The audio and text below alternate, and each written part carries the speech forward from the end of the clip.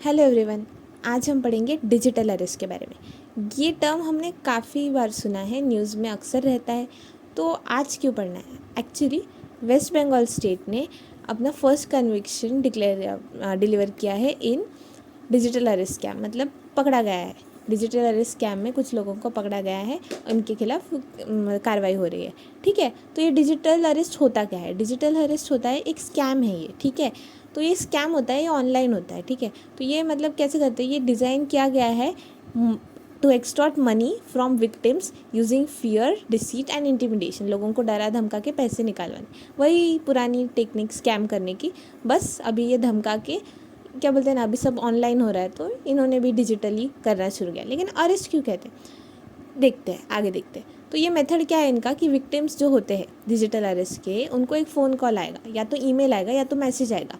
ठीक है, ये क्लेम करते हुए कि उनके ऊपर इन्वेस्टिगेशन चल रहा है कुछ इलीगल एक्टिविटीज़ के लिए, सच एज आइडेंटिटी थेफ्ट, आपने किसी की आइडेंटिटी चुरा ली है एक्सेट्रा, और मनी लॉन्ड्रिंग की है, ऐसा ऐसा बोल के उन पर एलिगेशंस लगाए जाएंगे। ठीक है, और उनको एक फ़ोन कॉल एकदम ऐसा रियल लगेगा आपको, ऐसे वो पुलिस के वेबसाइट से मतलब फेक आईडीज़ बना के फ़ोन कॉल, ईमेल या मैसेज करते हैं। ठीक है, तो स्कैमर यूज़ करते हैं arrest threats to create panic and prevent thinking rationally. तो क्या होता है, लोग डर जाते हैं अरेस्ट हो जाएंगे इसलिए, और पैनिक कर जाते हैं, और इसलिए की वजह से सही से सोच नहीं पाते हैं, यही प्रॉब्लम हो जाता है। ये वीडियो कॉल पे वगैरह चलता है। ठीक है, तो वीडियो कॉल कर देते हैं सामने से, तो वो आप नहीं हिल सकते, आप जैसे वैसे ही बैठे रहिए, और आपके खिलाफ ऐसा ऐसा हो रहा है, आपको अरेस्ट किया जाता है डिजिटली, ऐसा वो बोल देते हैं। और अभी आपके अकाउंट से अगर आप कुछ बोलते हैं, आपका नाम क्लियर करवा देंगे हम, आप इतने इतने पैसे भेजो, या तो फिर बोलेंगे कि रिफंडेबल सिक्योरिटी डिपॉजिट करना पड़ेगा आपको,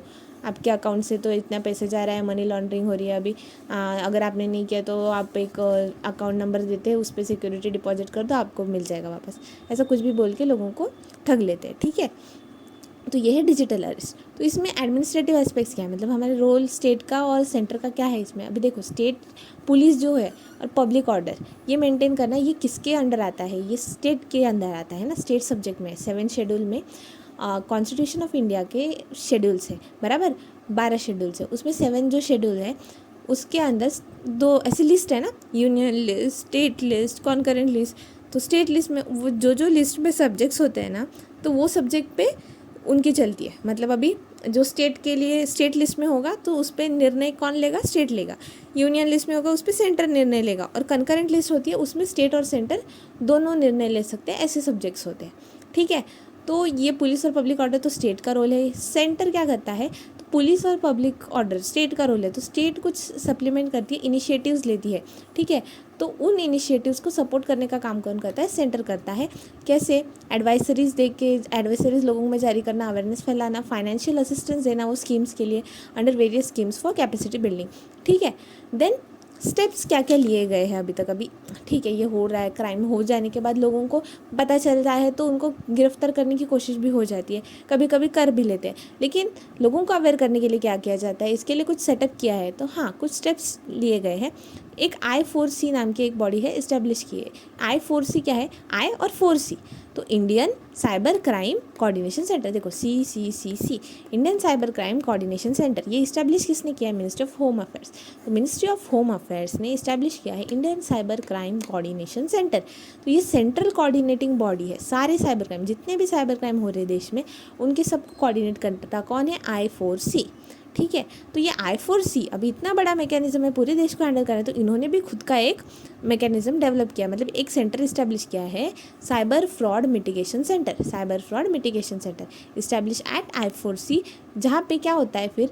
banks, telecom providers and law enforcement work together. मतलब पुलिस, फिर टेलीकॉम प्रोवाइडर्स, अभी ये ऑनलाइन कॉल वगैरह करके, मैसेज करके किया जाता है, और बैंक से अकाउंट से, बैंक के अकाउंट से ट्रांसफ़र्स होते हैं। फिर पुलिस का रोल तो है ही इनको अरेस्ट करने में, तो इनको कहीं ना कहीं कुछ ना कुछ अगर एक्टिविटीज़ दिखती है तो ये नज़र रखते हैं, तो ये तीनों एक जगह कोऑर्डिनेट कर सके, इसलिए ये बनाया गया है साइबर फ्रॉड मिटिगेशन सेंटर। ठीक है, तो ये किसने बनाया? ये I4C ने बनाया, जो कि इस्टेब्लिश किया गया था by ministry of home affairs. ठीक है, और कौन सी इनिशिएटिव्स है? एक समन्वय प्लेटफॉर्म है, जो कि डेटा रिपोजिटरी है और कोऑर्डिनेशन सिस्टम है। किस लिए, इंटर स्टेट क्राइम लिंकेजेस। अभी अलग अलग स्टेट में अलग अलग क्राइम्स होते हैं, ठीक है। तो क्या होता है कि अभी हर किसी का केस तो पता नहीं होता ना, हमारे केस स्टेट का देखें कि दूसरे का, तो यहाँ पे समन्वय प्लेटफॉर्म पे डेटा अपलोड किया जाता है, तो ना हमें पता चल जाता है कि अच्छा ये स्टेट में भी ऐसा हो रहा है, ये स्टेट में भी ऐसा है, तो लिंकेज मिल जाते हैं, तो क्रिमिनल को पकड़ना ईजी हो जाता है, सिमिलर पैटर्न ऑब्जर्व करते हैं तो, ठीक है। फिर सस्पेक्ट रजिस्ट्री एक होती है जो कि लॉन्च की थी in collaboration with banks to track cyber criminal identifiers. तो बैंक्स के साथ मिलकर कुछ सस्पिशियस अकाउंट्स है जिसमें कुछ एक्टिविटीज़ होती है, इलीगल एक्टिविटीज़ हो रही है या फिर फॉरेन एक्टिविटीज़ हो रही है, ऐसा कुछ दिख रहा है, तो ऐसे सस्पेक्ट रजिस्ट्री बनाई जाती है, तो ये बैंक्स के इस कोलैबोरेशन के साथ किया जाता है। देन एक रिपोर्ट एंड चेक सस्पेक्ट होता है, ये क्या है, न्यू फीचर है cybercrime.gov.in। ये जो वेबसाइट है गवर्नमेंट की, उस पर एक नया फीचर आया है अभी, रिपोर्ट एंड चेक सस्पेक्ट। तो ये सिटीजन्स को अलाउ करता है कि क्रिमिनल डेटाबेस में वो छानबीन कर सके, ठीक है। फिर एक सर्ट इन एक इंस्टीट्यूट है, तो इसकी गाइडलाइंस है, इन्होंने कुछ गाइडलाइन जारी की है कि आप फ़ोन उठाने से पहले कॉलर आइडेंटिटी वेरीफाई किया कीजिए, पर्सनल इन्फॉर्मेशन किसी से भी शेयर करना अवॉइड करो, अपना फ़ोन किसी के हाथ में नहीं देना है, पैनिक नहीं होना है, और पैसे भेजने से पहले प्रेशर के अंडर आके सोचना चाहिए, ऐसा सब। तो ये सर्ट इन है कौन, ये सब हमें क्यों बता रहा है। सर्ट इन एक्चुअली एक इंडियन सर्ट इन, तो आयन पहले, Indian CERT computer emergency response team, Indian computer emergency response team, ठीक है। तो ये भी साइबर से जुड़ी है, ये नेशनल नोडल एजेंसी है, किस लिए, for responding to computer security incidents. तो कंप्यूटर सिक्योरिटी इंसिडेंट्स जो भी हो रहे हैं पूरी कंट्री में, उसके लिए नोडल एजेंसी अगर कौन है पूछेंगे तो कौन है, Indian computer emergency response, Indian computer emergency response team, ठीक है।